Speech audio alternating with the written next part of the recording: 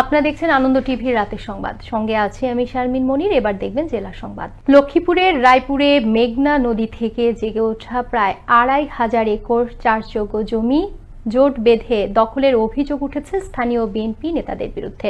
এলাকাবাসী বলছেন, এর আগে এসব জমি আওয়ামী লীগ নেতাদের দখলে ছিল। সরকার পরিবর্তনের পর জোরপূর্বক কৃষকদের জমি থেকে উঠিয়ে দিয়েছে বিএনপি ও সহযোগী সংগঠনের নেতৃবৃন্দ। লক্ষ্মীপুর থেকে বিএম সাগরের তথ্যচিত্রে বিস্তারিত জানাচ্ছেন ফারুক শিমুল।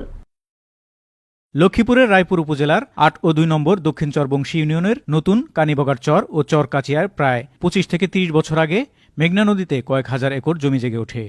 এর মধ্যে প্রায় ২৫০০ একর জমি নিয়ে মালিকানা দ্বন্দ্ব চলে আসছে শুরু থেকেই। স্থানীয়রা বলছেন, নদী থেকে জেগে ওঠা চর খাস খতিয়ানের ভূমি হলেও অনেকে দলিল, কবুলিয়ত, রেকর্ড, ওয়ারিশ ও পাতাবন পরিষ্কার সূত্রে মালিকানা দাবি করছেন। কিন্তু দখলদারদের কাছে সরকারি মালিকানা এসবের কিছুই পাত্তা পাচ্ছে না। সম্প্রতি দখলদারদের কবল থেকে ফসলি জমি ফেরত পেতে রায়পুর উপজেলা শহরে দলিল যার জমি তার স্লোগানে মিছিল করেছেন কৃষকরা। পরে সেনাবাহিনীর হস্তক্ষেপে ফিরে যান তারা। কৃষকেরা জানান, ১৭ বছর ধরে আওয়ামী লীগ নেতা আলতাফ মাস্টারের দখলে ছিল এই চর। ৫ই আগস্ট আওয়ামী লীগ পতনের পর রায়পুর উপজেলা বিএনপির যুগ্ম আহ্বায়ক মোস্তফা গাজী সহ অন্যান্যরা মিলে চরের জমি দখলে নিয়েছে। ৫ একর জমি নিল, ধরুন ২ একর দিয়েছে, ৩ একর আলতাফ মাস্টার খাইছে।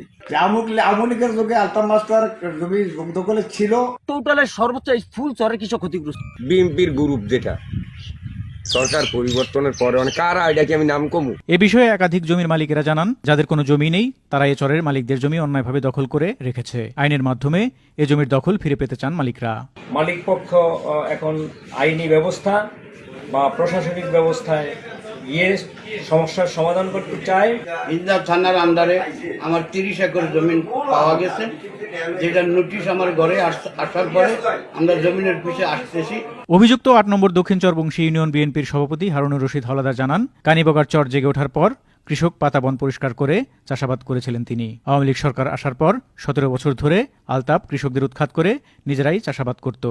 আমাদের কোন নেতাকর্মী যদি এই চরের সাথে যদি সম্পৃক্ত থাকে, জড়িত থাকে, তাদের বিরুদ্ধে সাংগঠনিক ব্যবস্থা হবে। অবৈধভাবে চর দখলকারীদের বিরুদ্ধে ব্যবস্থা নেওয়ার জন্য উপজেলা নির্বাহী অফিসারদের নির্দেশ দেওয়া হয়েছে বলে জানান লক্ষ্মীপুরের এই জেলা প্রশাসক। এবং এই চর সংক্রান্ত কিছু খবরাখবর আমাদের কাছে আসছে। আমরা সংশ্লিষ্ট উপজেলা নির্বাহী অফিসারদের ইতিমধ্যেই প্রয়োজনীয় নির্দেশনা দিয়েছি, তারা কাজ করছে এবং আমরা একটি পূর্ণাঙ্গ প্রতিবেদন পাওয়ার সাথে সাথেই আমাদের এই চরগুলোকে অবৈধ দখলমুক্ত করব। ক্ষমতার প্রভাব খাটিয়ে অবৈধ দখলের বিরুদ্ধে দ্রুত ব্যবস্থা নেবে প্রশাসন, এমনটাই প্রত্যাশা রায়পুর উপজেলার চর মালিকদের। ফারুক শিমুল, আনন্দ টিভি, ন্যাশনাল ডেস্ক।